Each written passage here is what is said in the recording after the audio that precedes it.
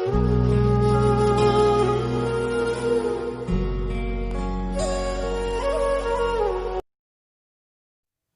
नमो बुद्धाय।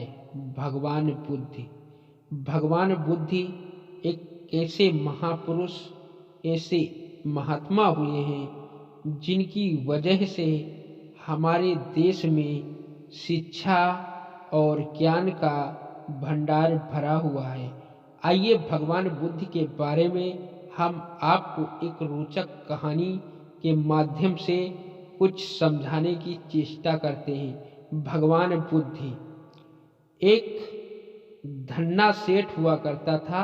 उसके पास उसके 7 पुश्तों की इतनी दौलत थी कि वो बहुत ही ज्यादा धनवान था। उसे हर पल अपने धन की चिंता लगी रहती थी।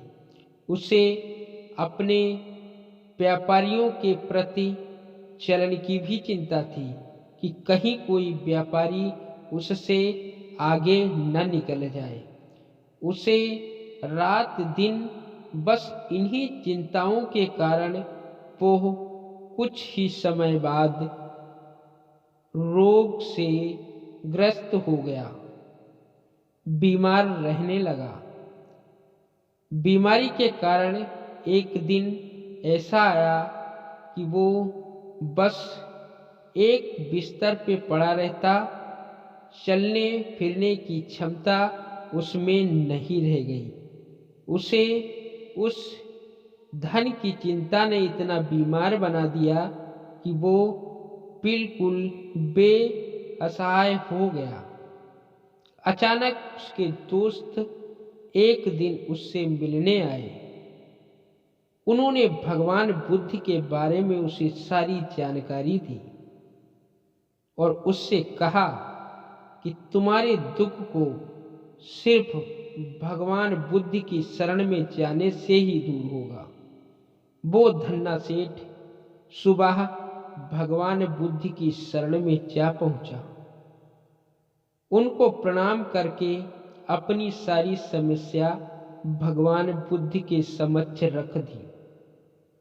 भगवान बुद्ध मुस्कुराते हुए बोले, तुम्हारे रोग का कारण सिर्फ तुम्हारे दौलत की चिंता और तुम्हारे परिवार की चिंता ने तुम्हें इस रोग से ग्रस्त कर दिया है। तुम्हें इस चिंता और रोग से मुक्ति मिल सकती है, परंतु उसके लिए तुम्हें हमारे आश्रम में हमारे बौद्ध भिक्षुओं के साथ बौद्ध ध्यान करना होगा।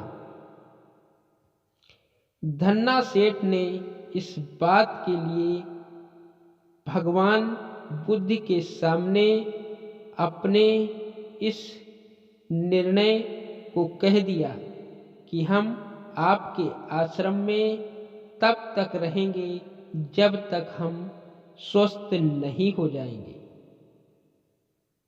और भगवान बुद्ध के आश्रम में वो धन्ना सेठ रहने लगा। बौद्ध भिक्षुओं के साथ ध्यान मग्न होने लगा, परंतु उसका मन ध्यान में नहीं लगता था।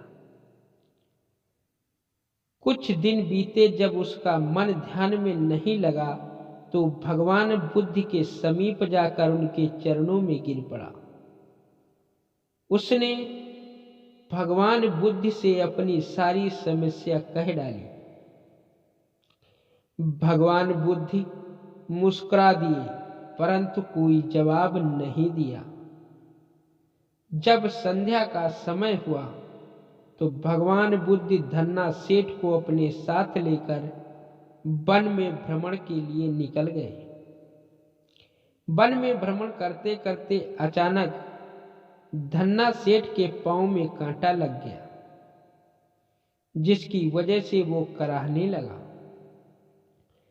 भगवान बुद्ध ने कहा, आप हिम्मत करके, अपने दर्द को बर्दाश्त करके, अपने मन को शांत करके, अपने मन को एकाग्र करके अपने नेत्रों को मूंद करके हिम्मत करके इस कांटे को निकाल दो, क्योंकि जब तक तुम्हारा कांटा तुम्हारे अंदर रहेगा तुम्हें दर्द से मुक्ति नहीं मिलेगी। भगवान बुद्ध की इस बात को सोचकर धन्ना सेठ ने वैसा ही किया। हिम्मत करके उस कांटे को निकाल दिया, जिसकी वजह से उसकी दर्द शांत हो। तब भगवान बुद्ध मुस्कुरा कर बोले, यही कारण है कि जीवन में न जाने कितने कांटे हमारे शरीर में लगे होते हैं। मोह का कांटा, परिवार का कांटा, दौलत का कांटा, न जाने कितने ऐसे कांटे लगे हुए हैं हमारे शरीर में, जिनसे हम ध्यान मग्न नहीं हो पा रहे, हमें ज्ञान की प्राप्ति नहीं हो पा रही है। इसलिए जब तक इन कांटों को निकाल नहीं दोगे तुम्हारा मन ध्यान में नहीं लगेगा। धन्ना सेठ भगवान बुद्ध की बात को समझ गया, चरणों में गिर पड़ा। उसने अपने मोह माया के इस बंधन को छोड़ दिया और बौद्ध भिक्षुक बन गया।